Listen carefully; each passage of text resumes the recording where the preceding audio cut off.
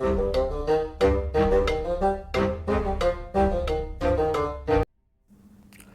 and welcome to the Critically Curious. I'm a Monk, and today we are going to be doing a first impression slash review of the Expanse, a Telltale series.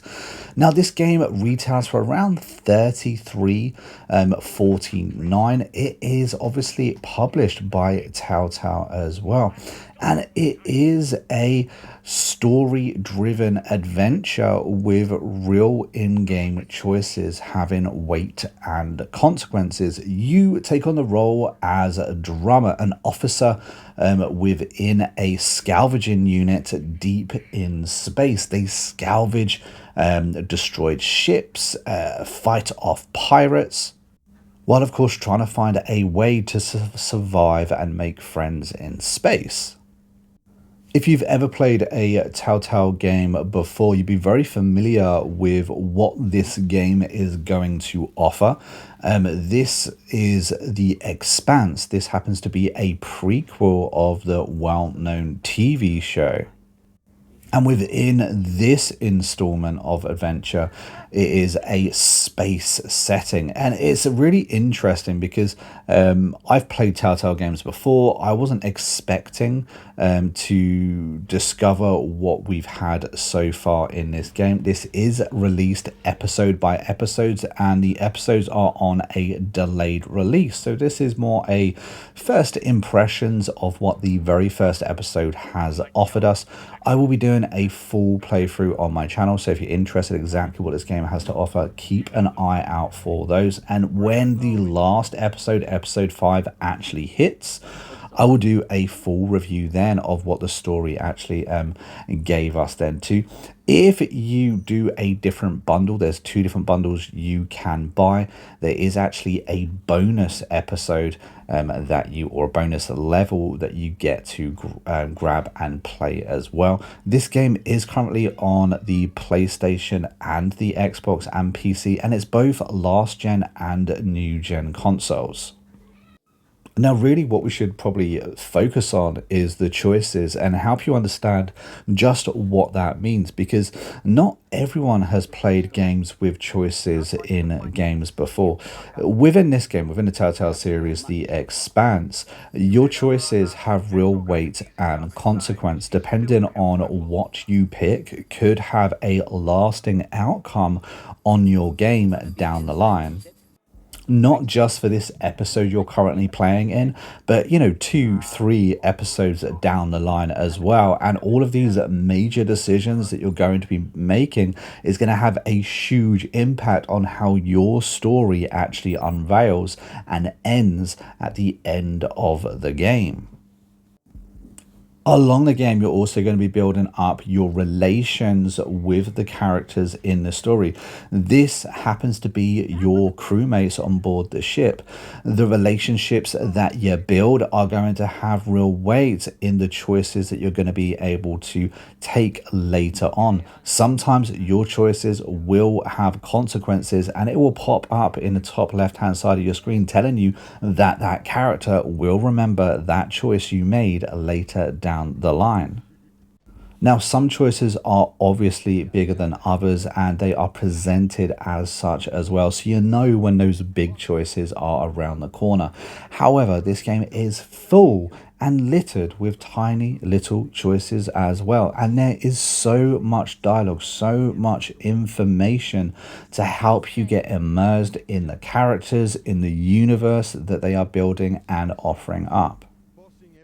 And I really love this. I really love how interactive the world is. I really would stress that you don't necessarily have a huge amount of control in this game.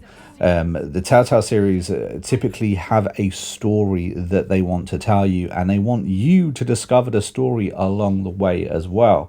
This is a story narrative game. A lot of this game is made up with cutscenes. However, that being said, I was actually surprised at just how much freedom I actually did have.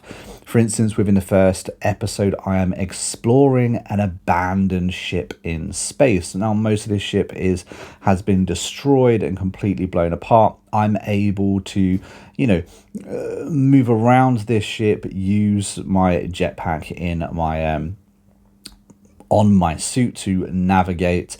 I also have grav boots where I'm able to literally walk on top of the ceiling if I choose to do so. And every part of this level is interactive. There's certain things that you can interact with to call up different members of your crew, have a little chat with them, see what they think about whatever it is that you happen to find interesting. And I love the fact that these little things are put there. There's so much dialogue within this game, so many cutscenes, and the story is absolutely brilliant, so immersive. And honestly, the voice acting is top level. Come on, let me hear it.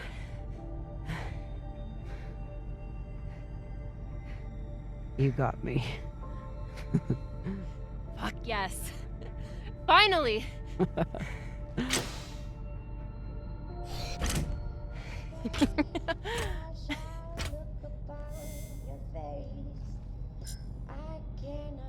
You were kicking my ass for a minute. I thought you had me again. That was a good move.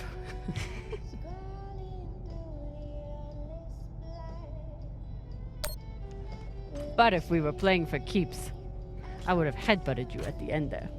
Which apparently... Now, this may not be the prettiest game or the necessarily huge graphical upgrade that a lot of people were hoping for the next installment of a Telltale series. However, people simply don't play this game for how good it looks. It is the story that grabs you. It's the story that binds you to constantly coming back to play, to not only play, but to replay the game to see what the different choices, the different outcomes you get. Personally, I have loved what episode 1 has brought to us, and I look forward to seeing where the episodes continue to go, where the story continues to go, and I will be doing a full review once the entire game is out. My verdict at the moment is very, very good. I'm very, very interested, and you know what, it is expensive. I'm not going to say it isn't expensive. The first episode is about an hour long, so I'm imagining every episode is going to be about an hour long. I do think this game is slightly overpriced for the amount of time you actually get. However, that being said, this game does have that replayability factor. So when this game is over, I will give you my verdict on whether I think it is actually, you know, worth a buy or not. It's too early to tell yet because the full game isn't released just yet. However, for me right now, it's a little bit too expensive, but I have thoroughly enjoyed what I've played.